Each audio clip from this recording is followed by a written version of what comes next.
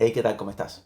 Hoy vamos a hablar sobre las reforjas, porque hay cositas de reforjas que no hemos hablado, pero nos vamos a enfocar específicamente en reforjas para PvP, porque si no lo sabes, actualmente se pueden poner dos builds de reforja, ¿no?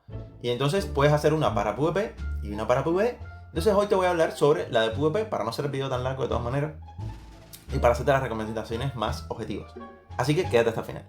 Primero, sí o sí, si vas a ir PvP, tienes que ponerte las dos reforjas que ves ahí abajo. Que para mí siempre han sido el tier S.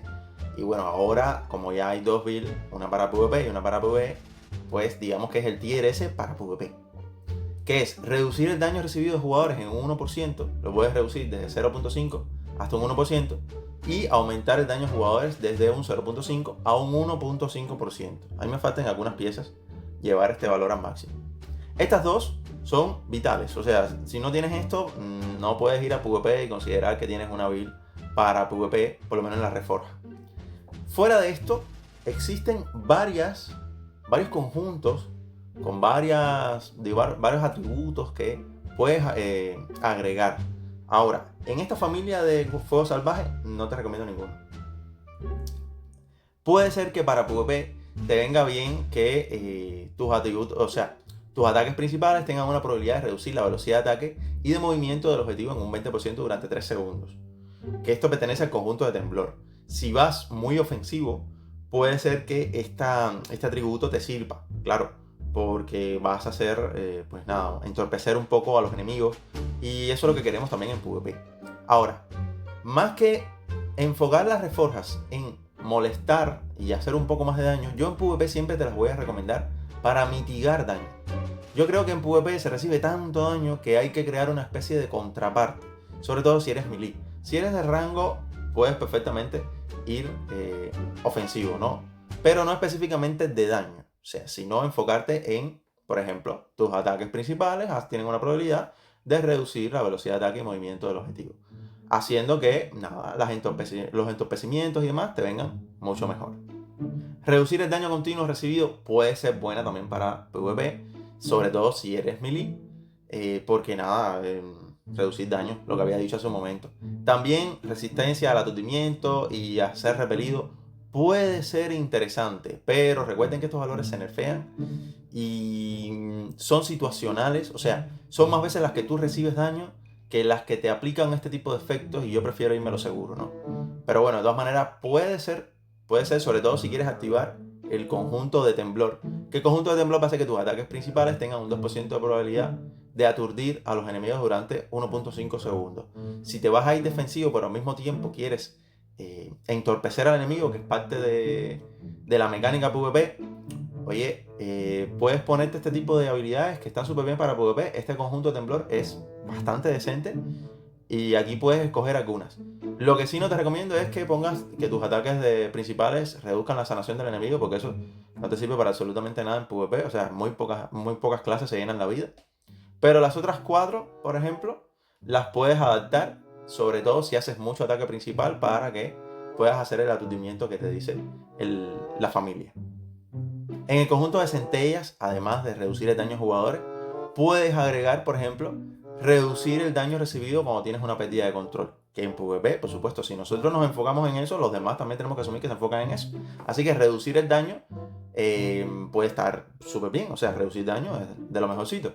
Aumentar la probabilidad de engañar a la muerte, realmente yo no confío mucho en esas probabilidades. ¿Y para qué vas a engañar a la muerte si te meten tantos golpes que por un golpe que anules, pero no te va a salvar? Entonces, no. Aumentar la duración de efectos beneficiosos, yo no las recomiendo para PvP, las recomiendo para PvE. Y este no es el video de PvE, así que no vamos a hablar de eso. Aumentar la resistencia a la ralentización, no es tan. Yo diría que en esta familia no te recomiendo tantas, pero sí, por supuesto, reducir el daño a jugadores, ¿no? Pero bueno, si te interesa de todas maneras completar la familia, porque sí, el efecto de la familia es positivo para PvP, pues puedes agregar algunas de estas habilidades defensivas. Porque la familia va a hacer que cuando te golpee, inmovilizas al atacante. Tienes una probabilidad de inmovilizar al atacante, le haces un poquito de daño y es una pérdida de control, no está mal. Entonces puedes crear algunas combinaciones, puede ser útil. Si full defensivo, pues tal vez conjunto de centella te venga bien y algunas de los atributos también. En el conjunto de venganza, la verdad es que no hay nada defensivo, pero para PvP, evidentemente, siempre te voy a recomendar que pongas aumento del daño a jugadores en PvP, porque sé que no es defensiva, pero tiene un valor bastante sólido y al final, pues, es para PvP. Así que, nada, no pierdes nada con agregarla, realmente va a aumentar muchísimo más daño comparado con otros atributos que te puedes poner. Así que, aquí en el conjunto de venganza, yo realmente no te recomiendo nada para PvP, a menos que seas de daño, ¿no? Quieres aumentar un poco la velocidad de ataque y demás. Pero realmente, bueno, no demasiado. Hay clases que pueden aprovechar mejor. Y bueno, ahí lo dejo. Pero defensivo, no. En el conjunto de barreras hay bastante buenas habilidades. Vas a aumentar tu vida máxima hasta un 1%. Vas a reducir el daño a los enemigos cercanos hasta un 2%. Vas a aumentar probabilidad de bloqueo. Y bueno, la resistencia al miedo, no me interesa.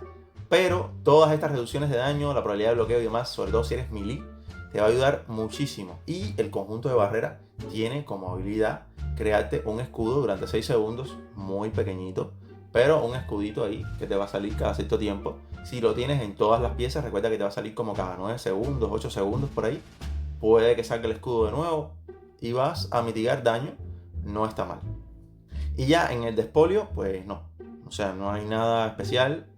Si haces un poco de daño y tienes invocaciones, puede ser que aumentar el daño de invocaciones, el daño de unidades invocadas, te sirva. Esto se nerfea de todas maneras, pero este conjunto no nos aporta nada, yo no lo recomiendo. Básicamente recomiendo las anteriores.